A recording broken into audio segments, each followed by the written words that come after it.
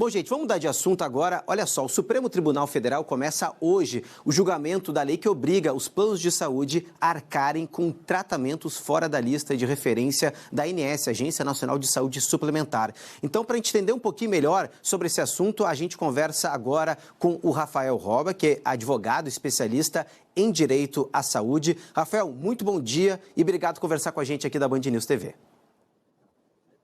Bom dia a todos, é um prazer conversar com vocês.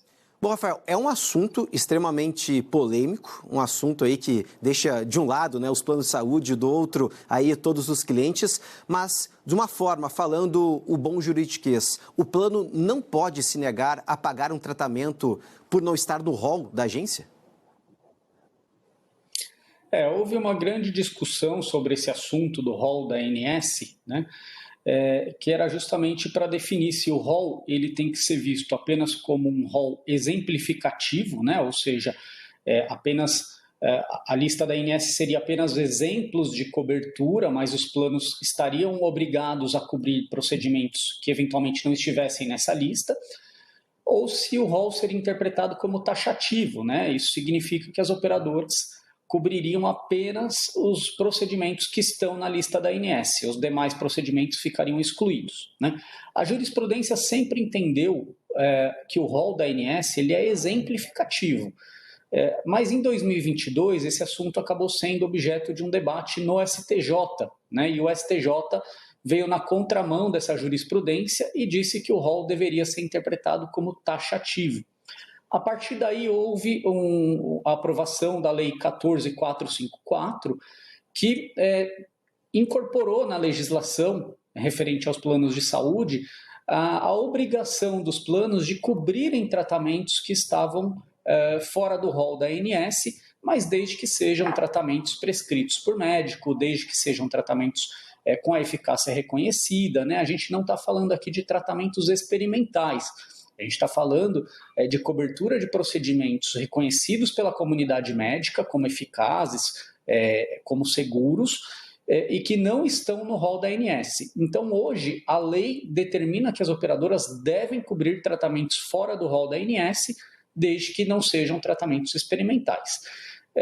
Essa lei foi questionada no STF, né, por meio de uma ação direta de inconstitucionalidade, que é justamente esse processo que está entrando em julgamento hoje no STF. Hoje é um dia apenas para sustentações orais, não vai ter o julgamento efetivo do caso, mas eventualmente se o STF acolher o argumento de inconstitucionalidade dessa lei, a gente pode ter um retrocesso, estejam no rol, né? Então é de extrema importância esse julgamento do STF.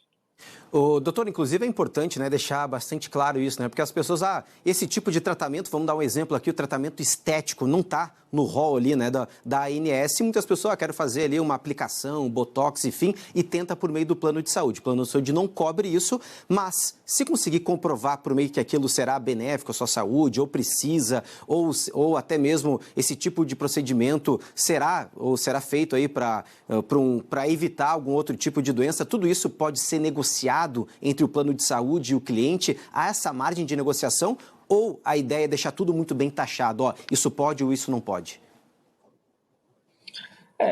Na verdade, as operadoras dificilmente negociam com os consumidores, né? Elas se apegam apenas ao que está no rol da ANS e tudo que não está no rol elas costumam negar a cobertura, mesmo após a aprovação dessa lei de 2022.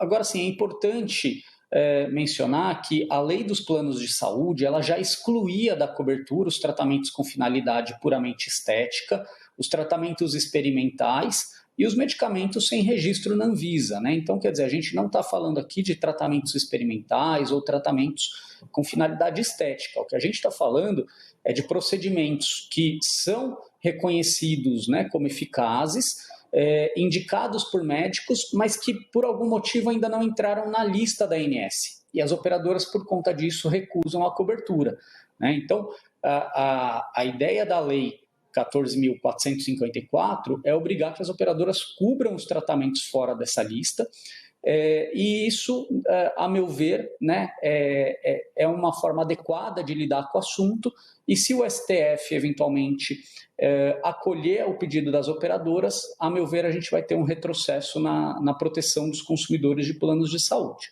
né? Até porque essa lei, como eu disse, já está em vigor desde 2022, ela não vem trazendo grandes prejuízos para as operadoras, tanto que em 2024, no ano passado, as operadoras atingiram o maior lucro líquido da história, né? 11 bilhões de lucro líquido, e isso demonstra que a lei não trouxe nenhum desequilíbrio econômico para as operadoras. O que ela trouxe foi uma proteção maior para os consumidores de plano de saúde. Do paciente em si, achar que deveria ser contemplado para aquele tratamento pelo plano de saúde negar, claro, pode procurar os seus direitos na justiça, mas sem esse entendimento geral por parte da Suprema Corte fica muito difícil, né? Aí a própria defesa defender o cliente e a própria a Agência Nacional e os planos de saúde sem ter um entendimento muito claro desse assunto. Por isso que é tão importante esse julgamento de hoje? Exatamente. Hoje, a jurisprudência ela tem adotado, né, essa linha de que o rol ele é exemplificativo, que a operadora é obrigada a cobrir tratamentos fora do rol. Mas, de fato, esse pronunciamento do STF ele vai trazer aí diretrizes para os novos casos, né, para o que for questionado judicialmente daqui para frente. Então, é um pronunciamento importante, a gente espera que o STF mantenha o entendimento que existe hoje na jurisprudência. Perfeito, doutor. Muito obrigado pela sua participação, para a gente esclarecer um pouquinho mais um assunto extremamente sensível e complexo. Por isso que é importante, então, a gente acompanhar esse julgamento lá na Suprema Corte para entender que tipo de entendimento vai ser feito agora aí na Justiça. Obrigado mais uma vez, uma boa quinta-feira para o senhor. Eu que agradeço. Um bom dia a todos. E olha, gente, vamos seguir falando um pouquinho mais, né, do Supremo Tribunal Federal, que deve voltar a analisar hoje o mecanismo de revisão